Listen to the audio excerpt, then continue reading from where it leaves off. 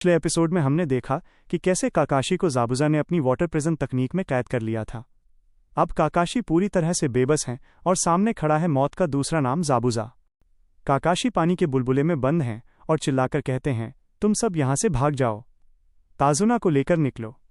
ज़ाबुज़ा का क्लोन इस पानी के प्रिजन से दूर नहीं जा सकता, वो तुम्हारा पीछा नहीं कर पाएगा। लेकिन भाई, भागना इतना आसान कहाँ है।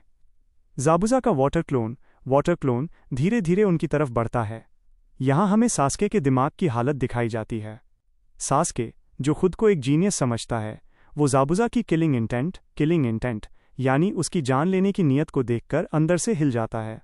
उसे समझ आ जाता है कि एक असली निंजा की ताकत क्या होती है। सास्के सोचता है, अगर हम भागे भी तो ये हमें मार डालेगा। बचने का सिर्फ एक ही रास्ता है, हमें लड़ना होगा। और भाई, सास्के बिना सोचे समझे ज़ाबुज़ा के क्लोन पर हमला कर देता है।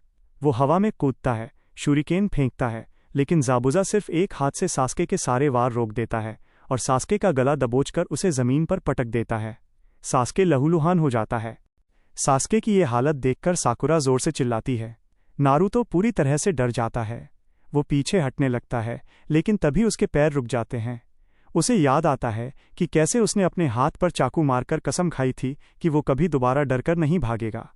उसे याद आता है उसका सपना होकागे बनना। नारुतो खुद से कहता है, मैं यहाँ डरकर नहीं बैठ सकता।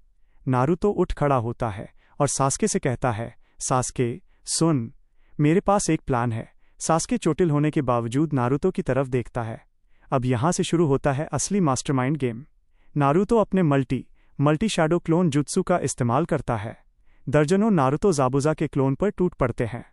हालांकि ज़ाबुज़ा के लिए ये बच्चे थे, वो एक ही झटके में सारे क्लोन्स को हवा में उड़ा देता है। लेकिन रुकिए, ये तो सिर्फ एक चाल थी। ज़ाबुज़ा को लगता है कि वो जीत गया। वो हवा में रहकर हंसता है। लेकिन तभी जो दूसरा शूरिकेन ज़ाबुज़ा के पीछे से निकल गया था, वो अचानक धुआं बनकर फटता है और उसमें से निकलता है हमारा असली हीरो नारुतो। जी हाँ दोस्तों, वो दूसरा शूरिकेन कोई हथियार नहीं बल्कि खुद नारुतो था, जो ट्रांसफॉर्मेशन जुत्सु का इस्तेमाल करके छुपा हुआ था। काकाशी भी पानी के अंदर से ये देखकर दंग रह जाते हैं कि इस बच्चे ने इतना तगड़ा प्लान बनाया। नारुतो हवा में ही अपनी कुनाई चाकू निकालता है और सीधे ज़ाबुज़ा की आंख की तरफ निशाना साधकर फेंकता है। ज़ाबुज़ा को अपनी